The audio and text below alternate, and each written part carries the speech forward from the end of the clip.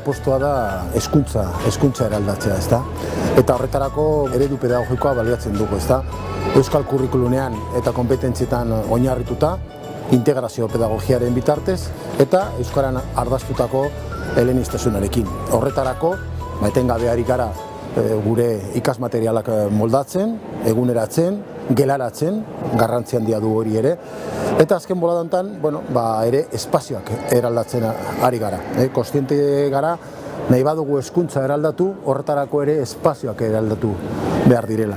Espazioak ipini behar dira proiektu pedagogikoaren zerbitzura. Eta horregatik, espazio zabalak egiten ari gara hainbat ikastoletan, horiekin gure ikasleak lortzen dutela da konfidantza handiago bat izatea, daukate askatasun gehiago eta beraiek ere doaz deskubritzen espazioak, tokiak eta gaitasun berriak barneratzen dituzte gizarteari, bizitzari aurre egiteko. Beraiek doaz gitzinaka mundua deskubritzen eta mundua ere zabala da, ez da lau gele artean dagoen mundua. Eta espazio horiek pizkat munduaren irudi bat emoten jake ikaslei.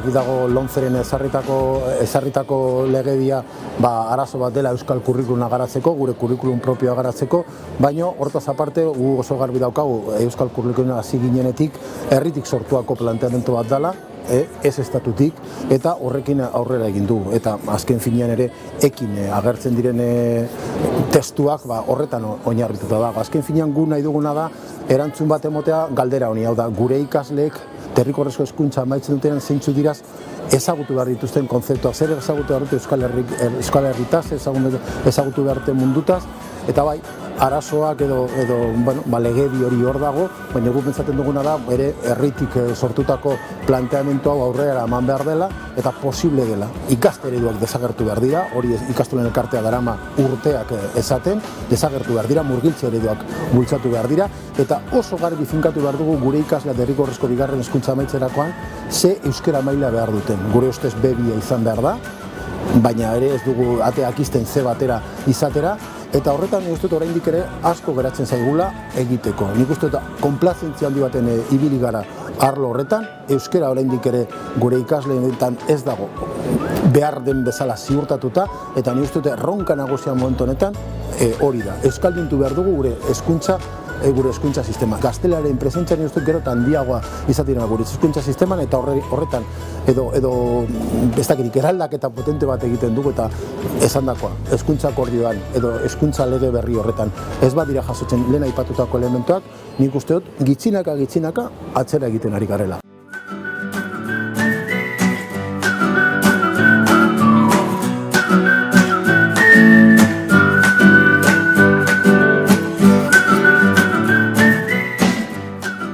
Nik uste dut barneatu behar dugula, oraindik ere Nafarroan badaudela esparru batzuk euskararen eta euskarazko hezkuntzaren ibilbidea oraindik bere hasieran dagoela.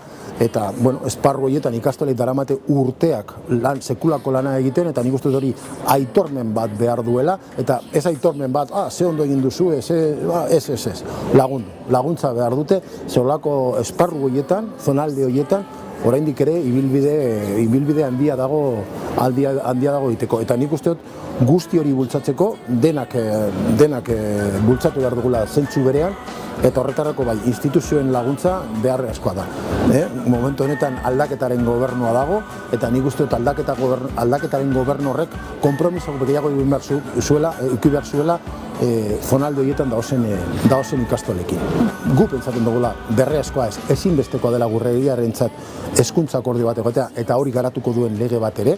Azken finean ezin gara jarraitu gauden konplazentzia horretan, guk uste dugu gure hezkuntza sistema momentu honetan arazo asko eta larriak dituela, eta horreri buelta emoteko ezinbestekoa dela hezkuntza akordioa. Ezin dugu jarraitu Espainia eta Frantziaren legediaren menpe egoten, askotan esaten duguna da, gure hezkuntza sistema Espainia eta Frantziatik deskonektatu behar da, lehen bailen, eta guk pentsatzen dugula momentu honetan aukera bat dagoela.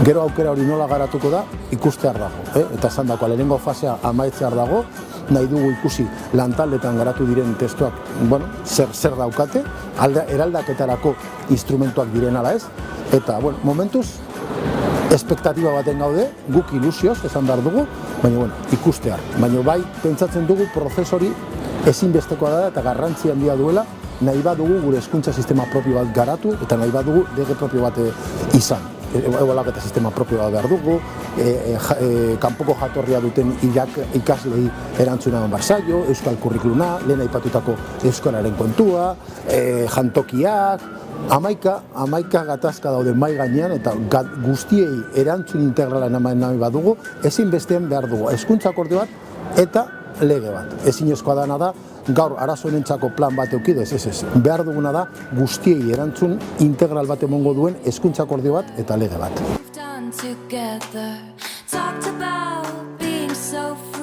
Ikastolek inoiz ez dira bere zilborrari begira egon eta beti aritzen dira elkarlanean arlo universitarioan edo gaindegiarekin batera arlo sozioekonomikoan edo kontseiluaren barruan edo bertsozale elkartearekin elkarlanean arituz.